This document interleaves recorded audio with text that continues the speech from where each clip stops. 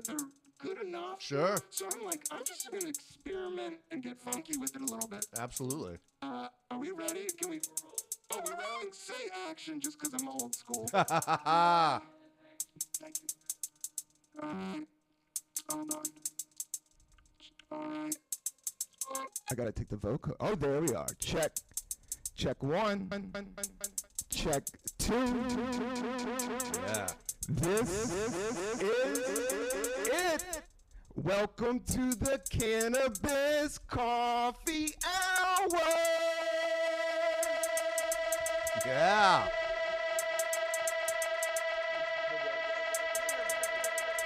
I'm your host, Rob Cantrell. I got a great guest, an amazing guest, a musician, a writer, just an inspiring good friend from Brooklyn, but Yes, now indeed. he lives in Tennessee.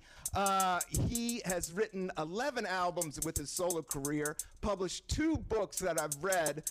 I'm a huge fan. I'm too lucky to have this guy here. He was in a band called Soul Coughing. He's my man. Please give it up for Mr. Mike Doughty. Yo, Rob. How you doing, man? I'm doing good, man. How are you? Doing great. Thanks for coming to the Cannabis Coffee Hour.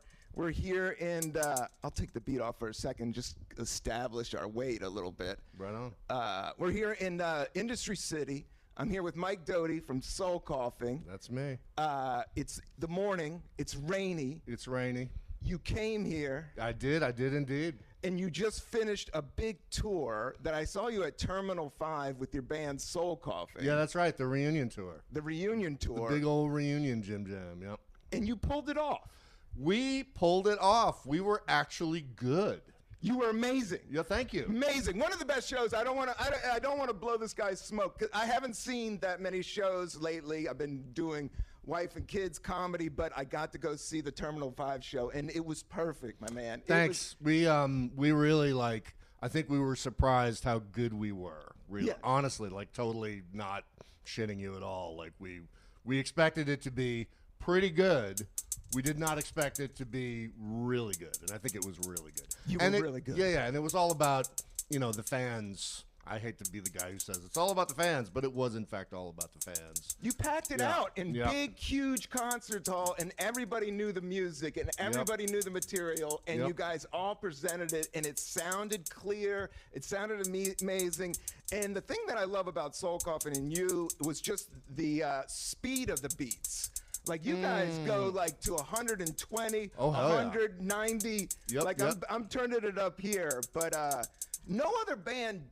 When I was jamming out to some of those tunes for the classic Soul Coughing tunes, I was like, these beats are nobody's doing these beats. Yeah. The Beasties were down to 80 and 90, but you guys were going up to, I don't know, it was kind of Dizzy the Rascal theory of kind of what was coming out of British. Were you guys influenced by that stuff? Oh, big time. Drum and bass, jungle, absolutely. Yes. Absolutely. Like the Full Cycle crew from Bristol were our friends, and I kind of half lived in London for a minute, so I was going to the Blue Note and the Metalheads and all those drum and bass clubs, listening to the pirate radio, and yeah, that scene is so amazing and so dense and so it's just so much fun. Yeah, it was incredible fun at that time. It was so new, it was really like something that people did not understand for a minute, which is amazing. Yes. Yeah.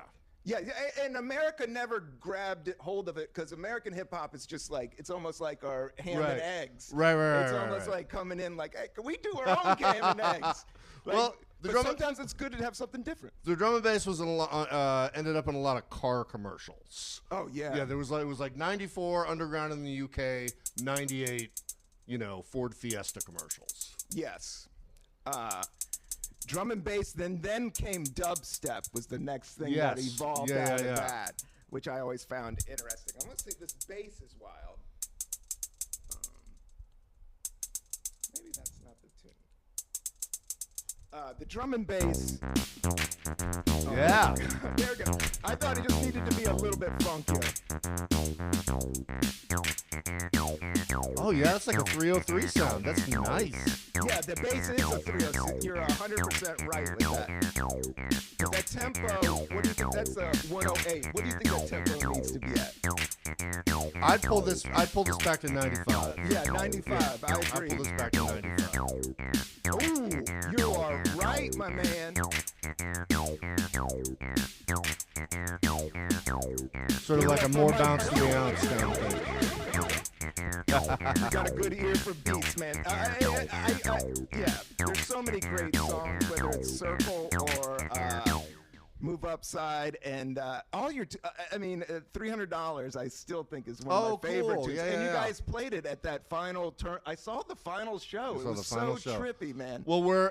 Well, I shouldn't say it, but we're talking about doing more. We're talking about doing more. I know. Yeah. I felt it. I felt it was too good, and I know the music industry, and I'm like, dude, they're selling. The fans are happy. The music sounds good, and not many people are pulling this up. I mean, not to like get into it, but yes, Jane's Addiction, ate itself trying to go back out on the road. So we're taking up the hole that they left behind. Yeah, I don't think so. I mean, Oasis.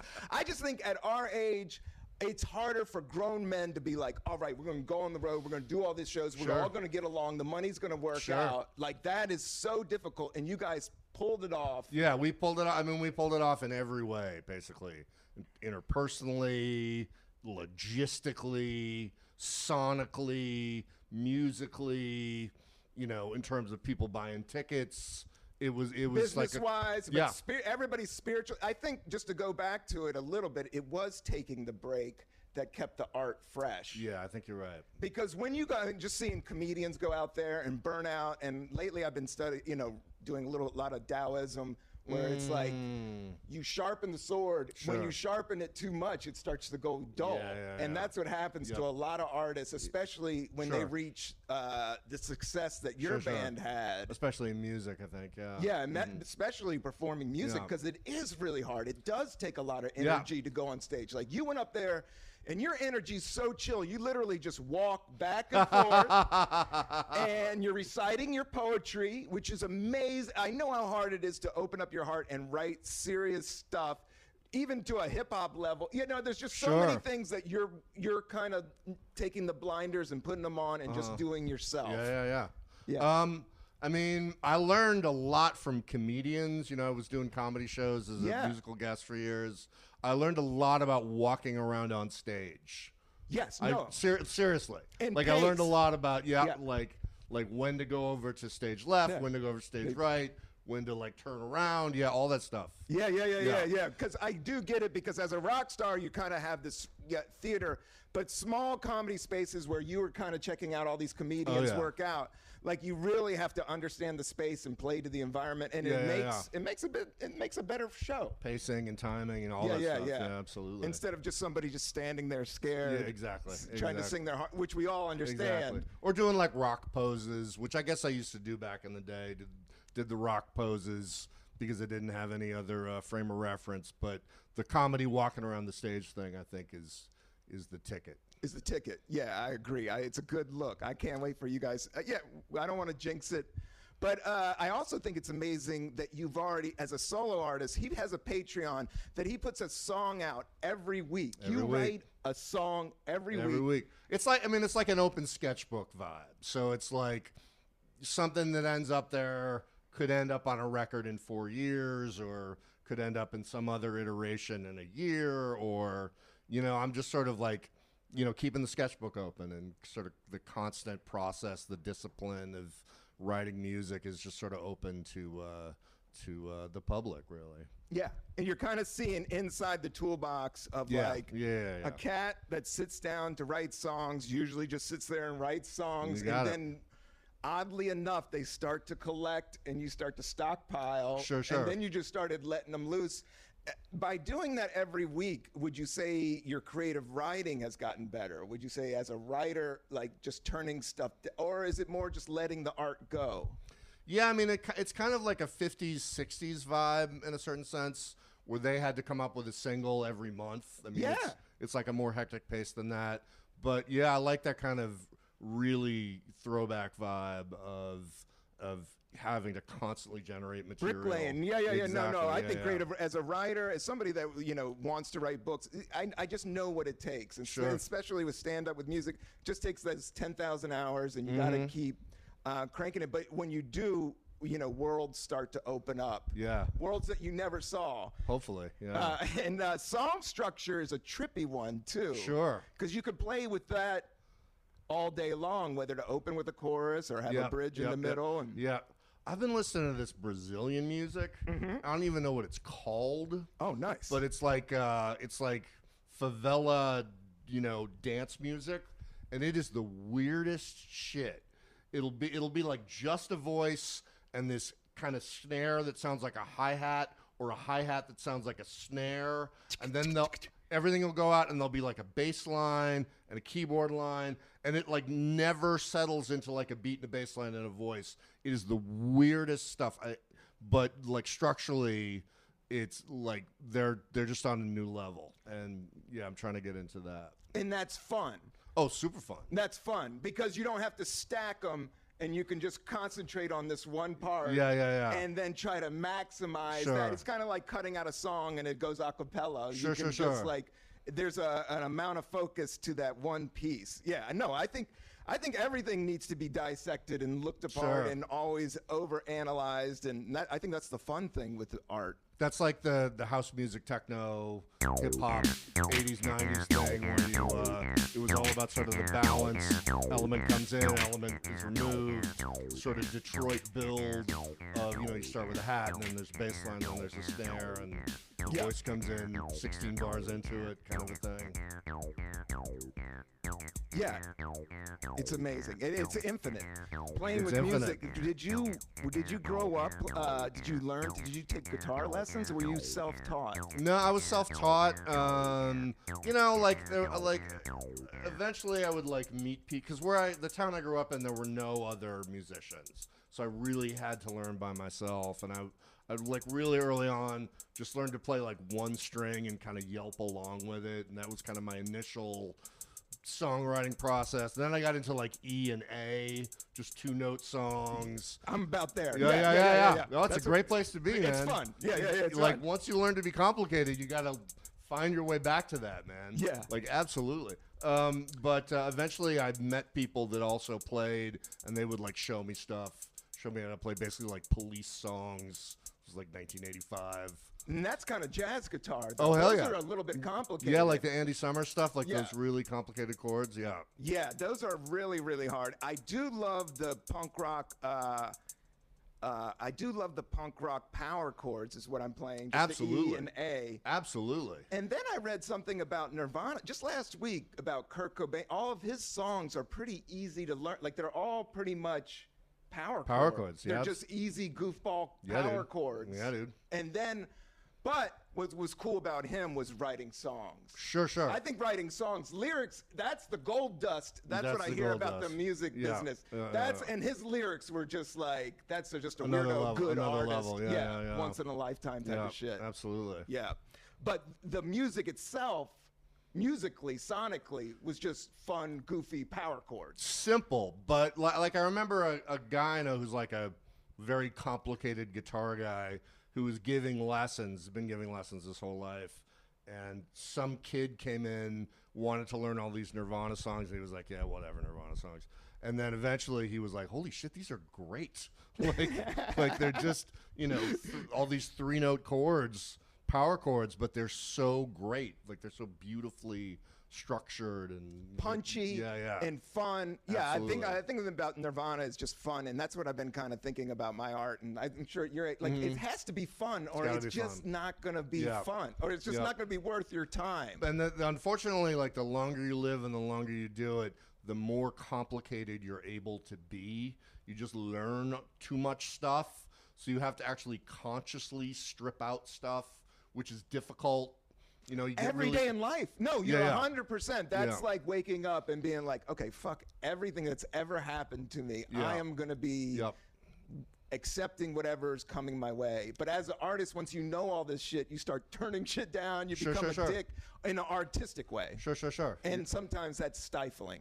Absolutely. So you got to always kind of like work on it. Do you meditate? Are you stretching? What's your yoga style? No, I take boxing classes actually. Oh, I love boxing. Yeah, which is like a real vibe actually, like a real meditative vibe. Totally. Hitting that bag, man. It is not like an aggressive vibe. It's like sort of playing the drums in a way. I mean, I don't spar.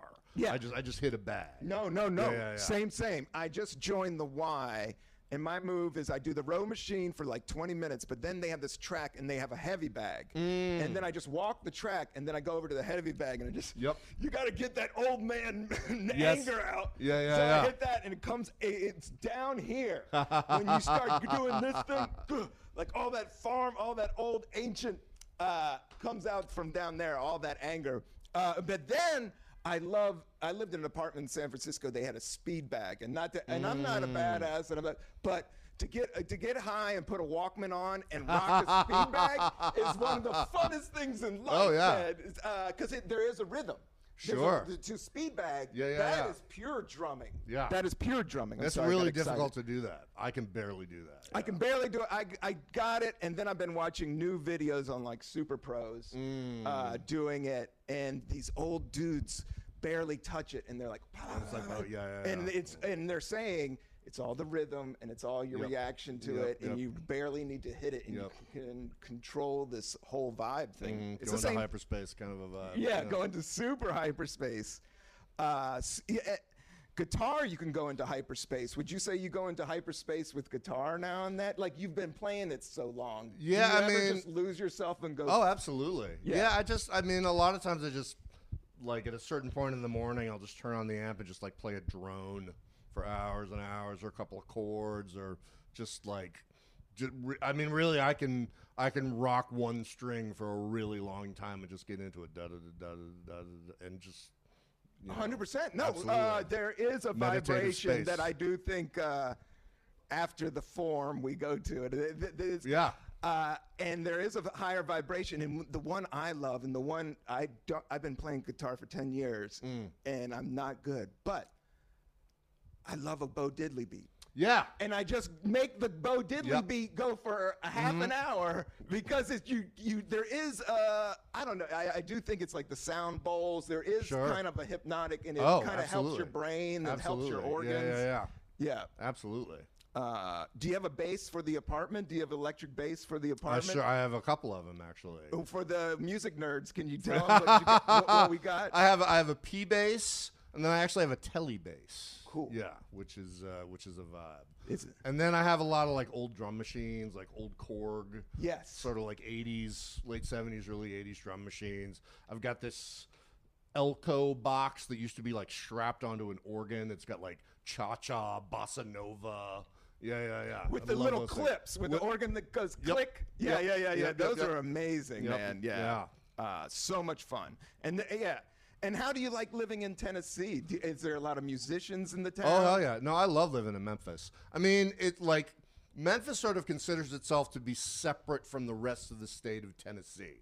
There is a different vibe. Yeah, it's a very different vibe. Have you been down there? Yeah, well, I got uncles from Knoxville, and so we would go over to. Yeah, I've been over there. Cantrell's are all over. I'm going down to Charlottesville tomorrow and seeing seven cousins. Right on. And but yeah. I need to go. I saw Elvis's house once. Come visit me, man. I'll come visit you, Stay in my spare room, man. I would love it. It's cool. Like I own a house and I got a room with just gear in it that I just use as a studio, and it's just very mellow. It's a little bit run down. Good vibe. Kind of spooky town. Oh, I love that. Excellent people, excellent ribs.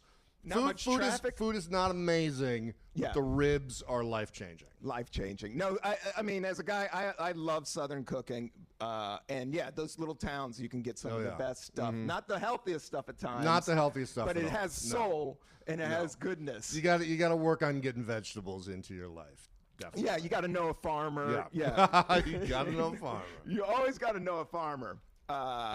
Yeah, your crowd was wild. There was one guy that I was standing next to Yeah, it was just like it felt like a lot of old New Yorkers were there at I the think Terminal so. 5 Yeah, show. yeah. It felt like all these artists. I don't know. There was one guy had some wild hats. It was just very eccentric, but cool eccentric, like the eccentric I haven't seen in a while. You know, just that New York real artist vibe. There's a lot of people that came to see us when we were a local band in New York.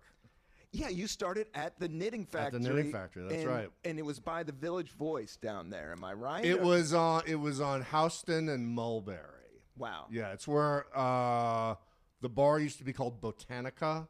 I think it's called something else now, maybe. Yeah, but I used to do comedy shows at Botanica. Yeah. That back room, the little brick room in the back. Yes. That was the room where they would shove the folk singers into. It was called the Knot Room at the Knitting Factory. I played the Knot Room a lot. A lot. When I was like 19 years old, a lot of time in the Knot Room. Wow. Yeah. It was just the side stage that it just like singer-songwriters that were 19. It was just, Exactly. It's like, what the hell do we do with this room, basically? Yeah. There's so many places in the Village that are like that. And they'll never go away. Yep. And they're just packed, and it's just dreamers. Yep. But you do learn some lessons there. You can. But you can get lost. You didn't get lost. You guys figured it out. Was the other band members doing those gigs too, or they were all doing various in the upstairs space at the Knitting Factory, which is where we started. We didn't start in the Knot Room, they were just playing different gigs, different people, and it was the kind of thing where, like, if you were a drummer or a bass player, you played in like 20 bands, Yeah. And there was a lot of like ad hoc stuff people would throw together, like, some trumpet player would get a Wednesday night and he would kind of throw a band together and they'd do improvised music or like experimental quasi jazz kind of stuff. Very, very fertile scene. Yeah, because when there's no pressure. Yeah, there was when no nobody pressure. I kind of remember the scene bubbling up, and it was away from the mainstream culture, and it was all like the weirdos and fun people, exactly. And it always bubbles up. Yep, yes it does. And it bubbles up in different ways in different places. But even today, I think there's scenes coming out. Sure. There's always some, and it usually takes a venue like the Knitting Factory. And then it takes some like misbegotten corner of the world where people just gravitate to. 930 Club. Yep. We can go down, and then San Francisco had a bunch of like the Great American Music Hall. There was like there's so many like little jam rooms that everybody kind of come up and out of. But at your guys' height, you guys got top 20 singles. You guys made it to the top 40. No, we got Casey top Kasem 40. said your name. Casey Kasem never said our name. He never said your name? No. No. Because our highest chart position was number 38. 38. He 38 in the top 40. Oh, but you must have So been. we are technically a one-hit wonder. Yeah. I wouldn't say that. That your album. I know nobody would say, but I kind of think it's a rarefied cultural position to be in, to be a one-hit wonder. Yes. Like I feel very kind of inordinately proud of being able to say I'm a one-hit wonder. Having one song to go that big, it's so hard to go that fucking. Everybody makes fun of it, but it's like, dude, just to get near that, to make that many people happy. Yeah, most people have no hits. Yeah. Like, most people are no-hit wonders. Yeah, no-hit wonders. Yeah, if you just have one. And I did read just the other day that Sir Mix-a-Lot, he's like, my lifestyle has not dropped off. I read that. Yeah. One iota since Baby got back. Yep. His royalties kept on coming. Yep. And I think he was on a super indie like label when that thing dropped. Yeah, he was. I think it was like, because I remember his scene. He had Posse on Broadway, but it Posse wasn't. on Broadway, that's it was right. a great, but the Seattle scene wasn't like No, a main no, hip hop scene. They were course like not. kind of looked down on, except Sir Mix-a-Lot had Posse on Broadway. Right, yes indeed. And then he came out with that thing, and that thing was top. That thing just crushed. It was huge. Yeah. But getting to that point in that big, what were some of the biggest lineups in those soul coffins? I saw something with Shudder to Think, like a cool punk rock one. Yeah. We did one of our first tours was Shudder to Think, Sunny Day Real Estate, and Soul Coughing third on the bill. We did a lot of touring with Jeff Buckley. Wow. Which was fucking cool. Yeah, I know you love him and respect him. Yeah, Yes, yeah, he was like my bro back in the day. You guys were both becoming successful and dealing with the same type of shit. Yeah. Well, I mean, he was on another fucking level. He was like world historical figure, basically. You know, as opposed to just being like a really good band from the 90s. He was like clearly a legend in the making, you know. I mean, singer-songwriter. People really connect with his songs. We played, our first show was with this New York band called Cop Shoot Cop. A little remembered band. I think I do remember, because they used to put posters everywhere in the East Village. They were like inescapable in the East Village. Playing CBGB like every fucking 3 days or some shit, but great band, sort of like industrial band. Just known as artistically really good and pushing boundaries, and that you respect, and that. Did you ever cross paths with the Prodigy at all? Sure. I mean, we did shows with the Prodigy where we were like, you know, 35th on the bill, and they were headlining, you know, like festivals in Europe and shit. Yeah, those guys went to the dance hall beats. Their beats were up to about 120. Yeah, they were like working 140, 150, I think. Yeah, back in the day. Firestarter was definitely up to about 140, 150 RPMs. But for them to be almost Guns N' Roses size, to make it from that, make it from an electronic scene is amazing. Like, there's like one guy playing keyboards and 3 dancers, basically, which is amazing shows. Yeah, and it does come from that like trance, like I don't know, dance music kind of vibe, like rave scene, early 90s rave scene, absolutely. Were you ever in the rave scene? Did you ever go to some raves? Oh hell 90s? Yeah! Well, I mean, when I lived, quote unquote, partially lived in London, I mean, I was out I was about to say every weekend, but really every night. Every Wednesday through Monday, essentially. Yes. Tuesdays and Wednesdays were the rest days. Just like, you know, taking ease and dancing to DJs. Yeah.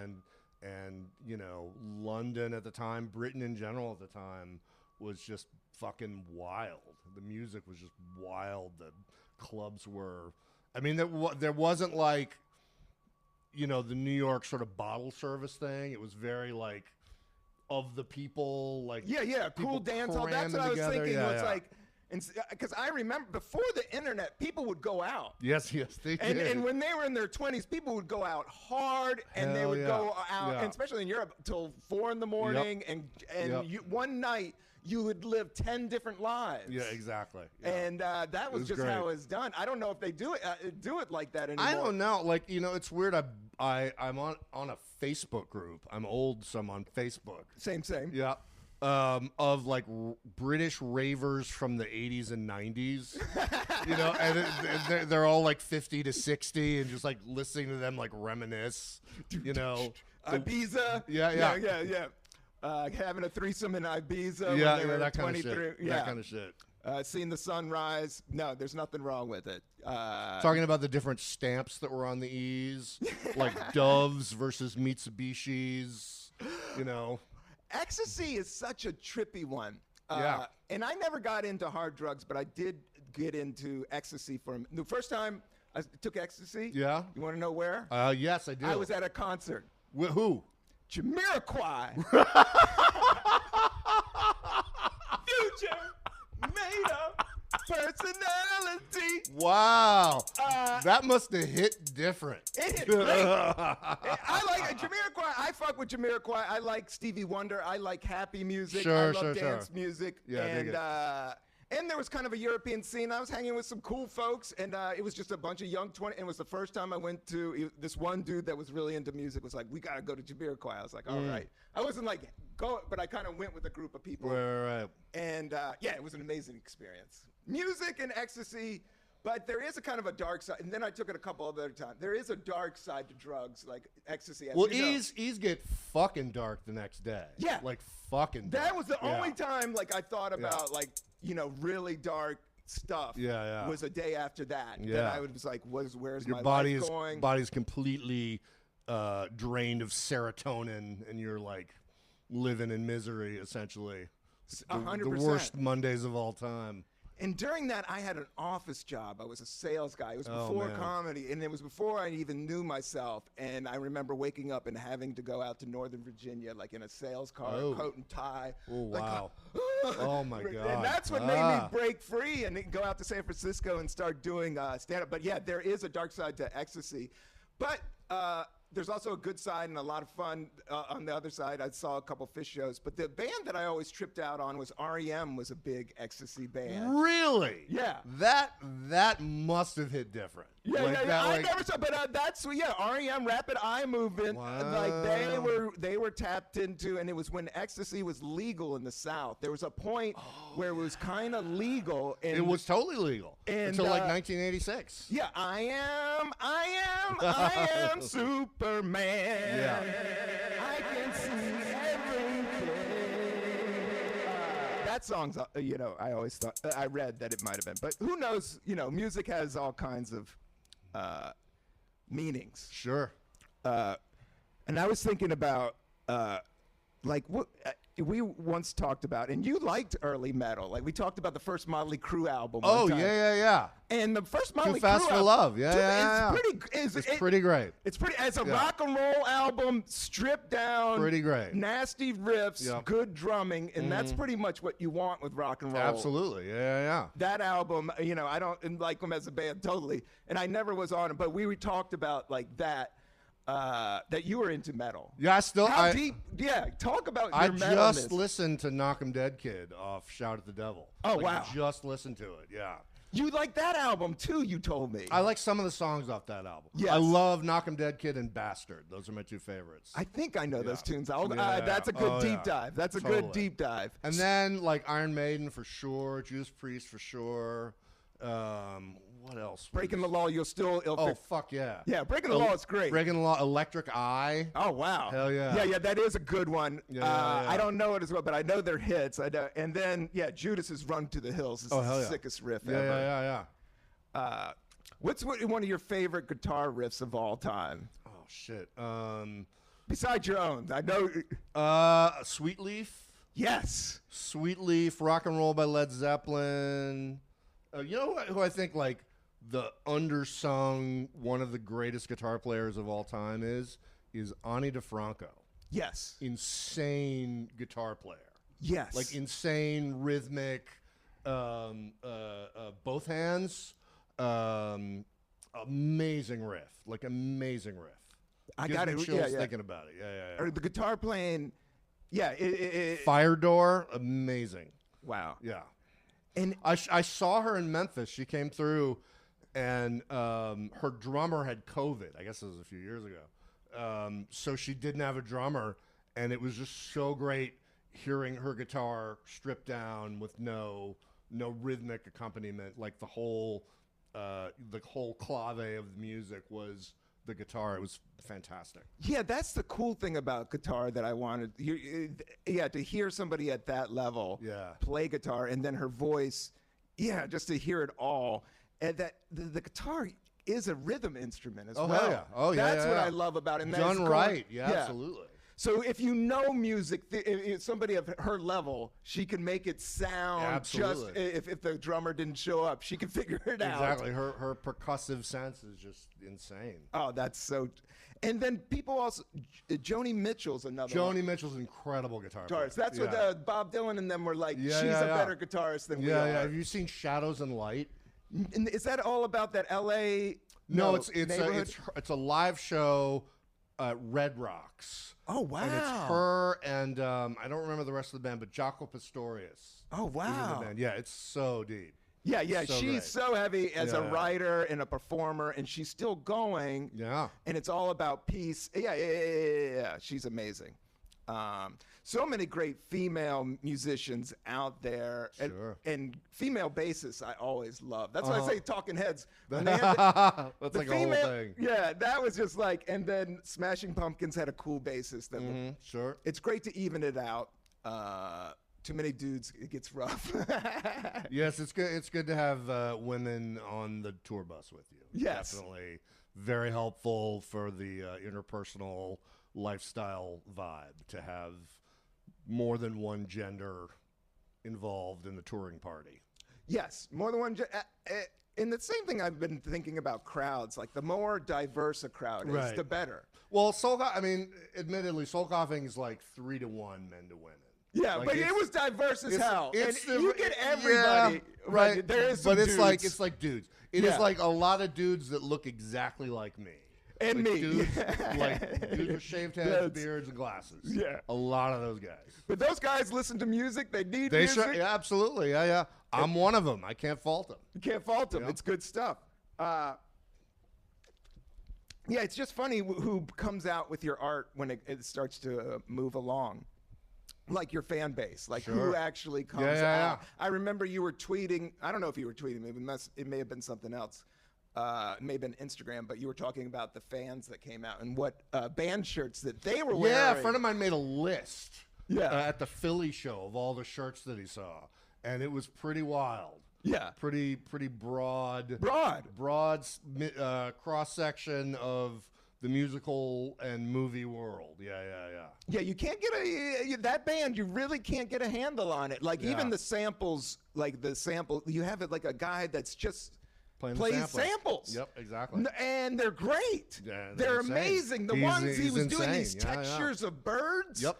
And it was blowing my mind Yeah, because absolutely. Yep. to perform that live, Yep. instead of it does have this cinematic feel. And your music has that band has cinematic feel, I believe. People took a lot of hallucinogens to soul coughing in the 90s. We had that bonding experience with people that their early mushroom experiences were soul coughing based. Yes. Yeah. I mean, my bong had a couple soul coughing CDs by it all through the 90s. I swear to God, I played them all. And it's some of my favorite music. I'm so glad that you guys got together and, started playing and doing it. And, but you do, that music gets licensed for films and television. A little bit. It was on that show Reacher. Yes. Which I haven't watched. It was in what was the big movie about the Chicago Bulls? Yeah. Was in that. That was in the Michael Jordan film. Yeah, exactly. You said That was the Michael Jordan. Upside. Yeah. I mean, that was one of the big. Super Bonbon. Yep. Yeah, Yep, that's yep. a big one. Yep, that's the biggest one, basically. The biggest one, man. Yeah, Michael Jordan film. Your music's in the Michael Jordan There you film go. as he's going to dunk. That's insane. That is.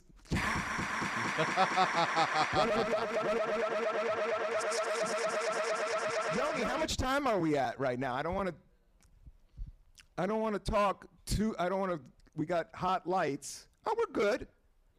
Yeah, we got about 10 more minutes. I can do that. Oh, ska, because you're wearing a ska-like button. Oh, this is a button from Canal Jean, which was the store in the 80s that everybody went to. Yes. Yes. One of my favorite celebrity sightings, my first week in New York, 1989, I saw Downtown Julie Brown. Oh, at yeah. Canal Jean. Yeah. Yeah, Downtown Julie Brown. Yeah. And so they gave these buttons out, and only if you were super uncool, 15-year-old high school kid would you actually wear it. But Marianne Ways actually found this for me. Oh, Marianne's the best. Shout out to Marianne Ways. Yeah. And I'm repping my 1985 vibe with this button. Yep. Downtown Julie Brown, Dance MTV. And yeah, DC had Commander Salamander. Did you ever hear that? No. That's where you would get your punk rock boots. That's where they would all get their boots if you wanted to go turn punk rock. Commander Sal, if you wanted a razor blade. It was like a punk rock clothing store. I can dig it. That definitely had some buttons. Sure. Yeah, buttons are amazing. Do you like to rock buttons? I like one button. Like that's my vibe. Is like I have one, but I got like a couple Black Sabbath buttons. I got a soft cell. What was their big song? Tainted Love. I got a soft cell button. Yeah. A good band. Yep. Yeah. It's nice to have one or two. And actually, I was going to wear one. I was looking for one. I had just a piece side. There you go. I was going to rock that joint. Classic. The classic, but I couldn't find it. Sometimes it's nice to have a little button. It's like jewelry. It's like very, very inexpensive jewelry, essentially. Yeah. It's like a brooch, really. But there is kind of like I don't know, like I did just start buying vinyl again. I got a record player, right on, and I got a Mandrill album the other day. Mandrill, yeah. Nice. If you know funk. Yes. Mandrill is it's dusty and it's scratched, but cleaning the apartment, it's got a lot of horns. It's better dusty and scratched. Yeah. Like definitely that adds to the experience. Yeah. To be sure. Yeah. If you ever want to get into some funk, go out and check out some Mandrill. Mandrill, for sure. The music has just been so much fun getting back and playing guitar and these power chords. But Sweet Leaf is a song that Sweet Leaf is. I'm a huge Black Sabbath fan. I am huge too. Black Why Sabbath is fan. it so good? I don't know. Like, is it the tone? It's not that hard. It's the riffs. It's the way. It's all three of those instrumentalists. The way they combine with Ozzy's voice. And one of the best things about him is how everybody cool shit on them from like 1969 to 1990 something. You're right. All of a sudden, everyone came out of the closet and was like, I love Black Sabbath. Same thing with Zeppelin, too. Have you heard the T-Pain cover of War Pigs? I think so. It is awesome. Generals gather in their masses. Precisely. Just like witches in black masses. Evil minds that plot destruction. Ozzy, just a 19-year-old singing that from London, coming out of this Birmingham. Birmingham. Yeah, I haven't partied in London, but is London fun not drinking? Like the reason I haven't gone. Oh yeah. You like it just for the culture? Oh, it's just a great city. Oh yeah. Just a great city. Yeah, People are cool. People are great.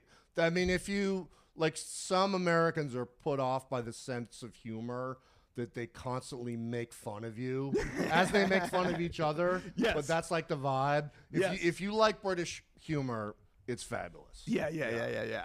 I used to room, and the dude was from London, one of my roommates when I first lived in San Francisco. And he was cool. He was a chef, but he was young, but he was funny and just gave me shit all the time. Yeah, that's the thing, man. That's what they do. Yeah, it's nice. They're cool folk. I need to tour Europe. I haven't been over there that much. Are you doing any solo? Will you like break off and do like just your own guitar and go to Europe? Well, Ireland? I was in Rome for a couple of weeks. I just got back. Yeah. Like treated myself to a Rome trip. Actually, it's actually a very cheap time to go to Europe, early November. So it sort of worked out perfectly. And I got some friends that live there, but I did a gig when I was there, just like a little low-key bar gig, solo acoustic, and it was great. Oh wow! Yeah. And they gave you a room? They gave me a room. Yeah, right in Rome. Yep, right in Rome. A room in Rome and a gig. Forget about it, kid. You're living the life. Then that is amazing. And you. How long's your solo set? Like you do have a catalog. Like you can sit up there for 2 hours if you needed to be. Massive catalog. Yeah, like 12 albums on my own, 3 Soul Coughing albums. It's a lot of songs to pick from. A couple covers. Yeah, I know some covers. you can do some Chubby Checker. Yeah, I've been doing some. Cheap Trick's "Reach Out." Oh, nice. From the heavy metal soundtrack. Wow. Yeah. Oh, There you go. That heavy metal soundtrack's amazing, and I watch it on YouTube. I like the film. I haven't watched it since like 1981. So I haven't watched, but it's the art is just insane. It's really wicked and dark, but funny and cool. Very of its time. Very of its time, and it went along with the music so well. And I don't know much Cheap Trick except that their guitar riffs are so sick and simple. Oh hell yeah! And simple and so much fun. Yeah. The Dream Police. The Dream Police. I mean just the title of that song's insane. Hell yeah. Cheap Trick all day. Did you ever play with those guys? Did I ever play with Cheap Trick? They're probably still playing some, festivals and. Yeah, no, I don't think I ever did. I mean, we used to go and do when the European festival circuit was it for festivals. I mean, we used to go over and be, like I was saying, 35th, 37th on the bill on the third stage. And then, you know, headlining would be like Madonna or some shit. But, so yeah, I would be shocked if we never were on a festival with Cheap Trick. But I don't have a specific memory of it. What's your opinion? Because you're from the inside of festivals, and I played Bonnaroo, and that's amazing. Sure. As a comedian, it's a whole other thing. Yeah. But as a comedian, it's kind of like the stress is less because they set up everything. Right. It's kind of you just show up and rock. Does it feel that same way for you guys? Like the audience you don't have to draw, so to speak. Well, I mean, yes and no. Yeah. You get a lot of people like waiting for the next band or, you know, still hanging around after the last band. A lot of people just wandering through. They're always really hard technically, like setting up is really difficult. And they're always really sweaty, and sometimes you're directly in the sun. But I don't mind them. I'll totally play them. Yeah. It's so much. I mean, the fun part is if you stay for the rest of the evening and you go wander around and see the other bands. Yes. And the rave tents back in those days were choice. Like amazing. Like the rave tent at Puckle Pop. Oh, wow. Yeah, Puckle Pop was a huge one. I think it was in Holland. Oh, yeah. shit. Yeah, it was the and shit. They would have like Fat Boy Slim at 4 a.m. or those, something. Those kind of guys. Yeah. I love the pop-up, late night weird musician that you get to check out. Yeah, festivals are just, if you're a pure music lover as a consumer, sure, it's a good bang for your buck. Absolutely. Because you're going to see a bunch and you can see stuff you wouldn't spend money at. Sure. Yeah, man. The festivals are amazing. What are the things that I really wanted to get in and ask you about? Your last solo album, and I'm still getting it done. I was listening to that this morning. Yep. And you worked with Mario Cantone, right? Mario Caldano Jr. Caldano Jr. Caldano Jr. Mario Caldano Jr. Caldano Jr. Caldano. Am I doing it wrong? You're doing it wrong, but it's so right somehow. Yeah. If I see him, I'll give him a big hug. Caldano Jr. Mario Caldano. Caldato. Oh, that's it. Yeah. I got it. Mario Caldato. Correct. Caldot. I was putting the D where the T was. There you go. Stick the landing, Rob. There you go. Caldot, because this guy's is a legend, and I need to get his name right. And you worked with him. I have. And he worked with the Beastie Boys on some of their best albums. He was like their guy for, you know, like their best period, in my opinion, which is like the Check Your Head. Yes. Ill Communication. That kind yeah, of it's stuff. just Hello Nasty. Yeah. It's so much fun. It's still inspiring me to this day. Because they kind of went hardcore hip hop, and then they were just like, well, let's have fun. They became like his jazz band, which is amazing. Amazing. Like they could do whatever the fuck they wanted. Yes. That was amazing. And but they also weren't dummies. Artistically, weren't dummies at all. They learned those instruments. They learned the instrument, and they knew good shit, and they had good ears. Yeah. Absolutely. And they knew how to record stuff, so it came out really funky and cool. Like, you know, Mario came in. Made that shit sound amazing. What was his background? Did you spend much time? I mean, you must have been in a room with him for days. Hell Did you guys talk Beastie shit? Well, he kind of doesn't. He'll talk a little bit about that stuff, but it's like talking about your first marriage for him, I think. I mean, he's still like friends with those guys, and Money Mark. He's still very close to. Mark would come by. I did some shows with Mark, actually. He's an amazing organist. He's incredible. Yeah. And he knows his instruments. Yes, he does. And he's out there, and he's an artist. He works with like back on and stage. shit. Yeah. Wow. So I mean, Mario was fucking great. He's like. Was this in L.A. or did it was they in come L.A. to you? He's got a house. He's got a house that you would go and work at. Yep. And we made the records there, and. He's like a wizard with the delays and stuff. Yeah. Like real sort of Lee Scratch Perry school of dubbing shit out. Yes. Just so good. Plays it like an instrument. Really fantastic. I've been looking at some dub effects. Yeah. Those pedals are so much fun. And he has them all. He's always, because you can tinker with this stuff forever, right? Yeah. You got to get for this show. This is my recommendation. Please. Is you get a thing called a dub siren. Yes. Which makes like the makes those sounds, and you just hit a button and like twist a knob, and it makes those noises. We are getting a dub siren. Yes. I love them. I did see Turntable Lab had these like custom made ones. Yes. They're like $300, but I was like, oh man, that would be a cool little setup. You get one for like $150. Yeah. They got. I've got this one that was like made in Ukraine by some weirdo that I found on eBay. Yeah. They're People great. make this music gear Yes, like they in do. their backyard, Yes, they but do. sometimes they sound. Sometimes amazing. that's the Yeah. magic. I mean, that's what this stuff was like in Jamaica in the 70s. So. Yeah. Work with what you got. Work with what you got. I do want to buy a dub siren, but I also want to work with what I got in like. Sure. Yeah, with doing the podcast, I'm figuring it out every time, and like you say, something I'm learning as I get older. Everything's self-taught. Everything good is self-taught. Well, I mean, I say that I'm biased, but I think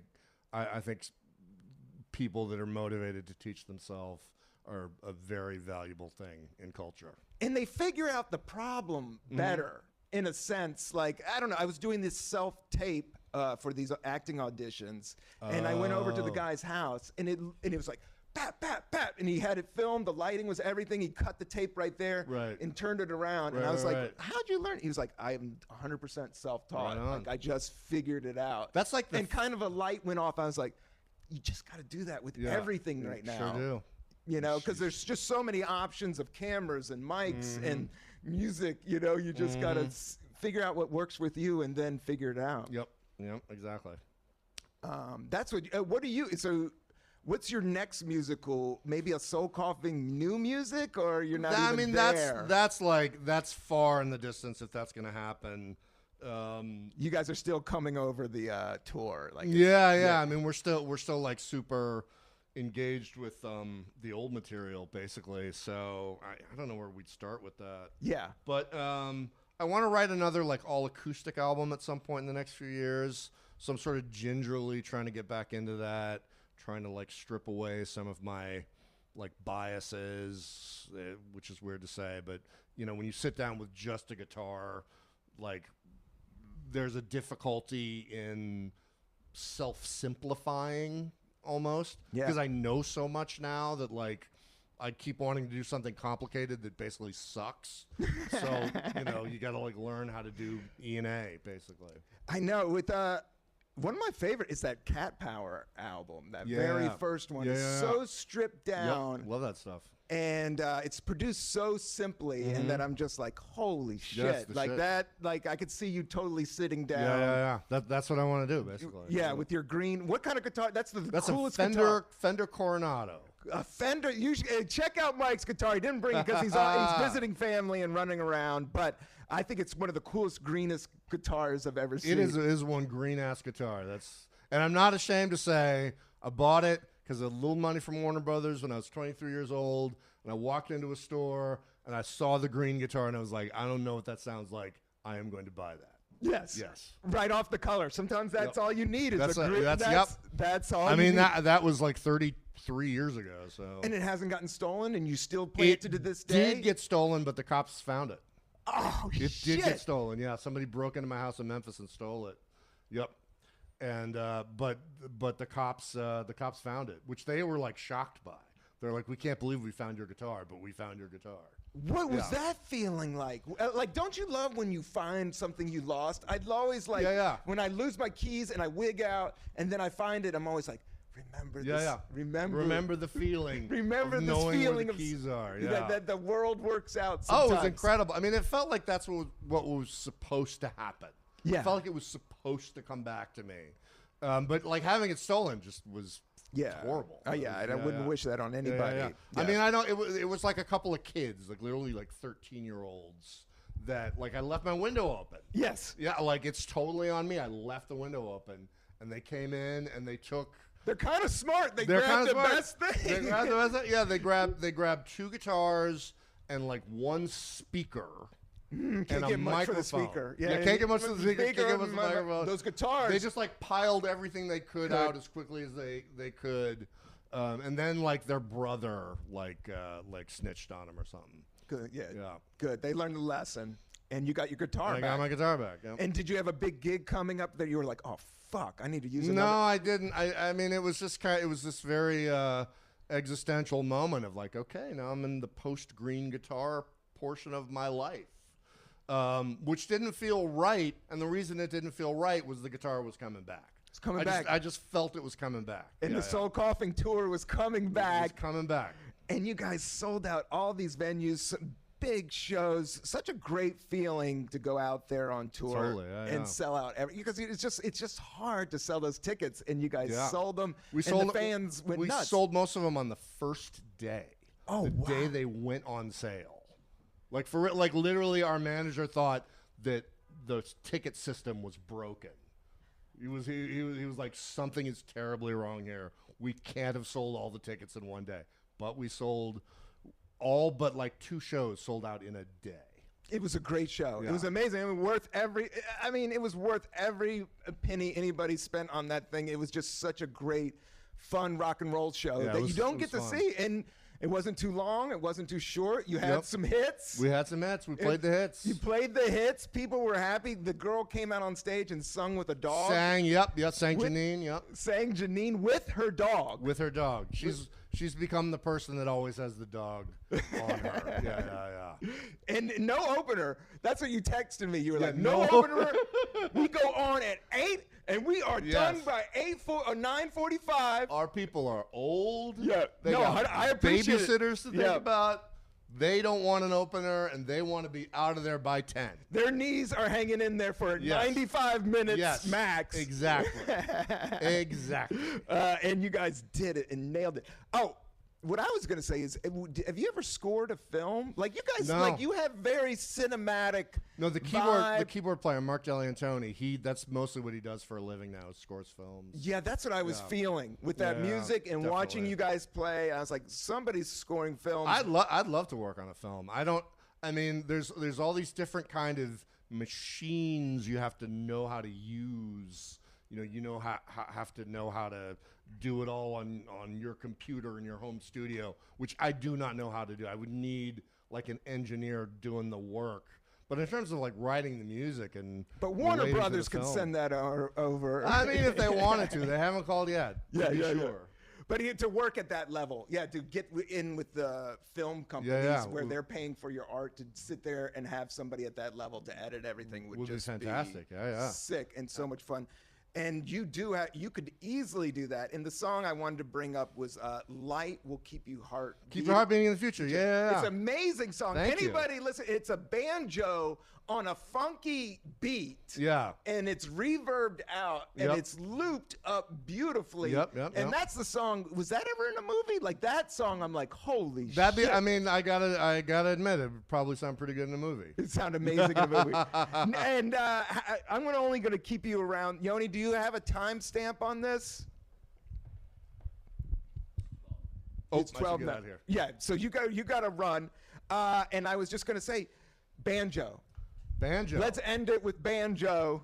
But fucking love the banjo. And how long did you play for? Oh, I mean, I played it. I mean, I picked it up in the producer's little mixing room. He just had it leaning against the wall, and I just figured out that little 3-note riff or whatever it was. Yeah, I just improvised that. Oh, I'm not a banjo player by any means. Well, you're not going up there with Steve Martin and tearing into the latest bluegrass. Definitely not. You pulled it off beautifully. Thank you very much. You took the essence of the banjo and made it sound funky as hell and very bright. Yeah. Very bright. Yeah. That's what I will say about your music. There is you've got some dark shit too, but you also got some bright shit. Sure. And brightness is just the first time I took mushrooms. This is another weed story. Guess who I saw when I took mushrooms? Who? Maceo Parker. Holy shit, that's amazing. Yes. That's amazing. Horns hitting the face. Wow. Have you ever played with a horn section? I've played with a saxophone player and a trombone player, but not a horn section. Yeah. Horns, that's power. That's power. That's Yeah. power when you got a horn section. hell You yeah. ain't messing. You got to pay those cats. Yeah. it's You heavy. gotta pay 'em. All right. But I could sit here and drag you on forever, man. But I love you. And Mike Doughty, thank you so much for doing the podcast. Rob Cantrell. And check out Mike. He's got a great website. He's got a great Patreon. He's got 2 great books, albums. Check them all out. MikeDoughty.com. Correct. Peace and love out to the universe. Peace and love. That's it for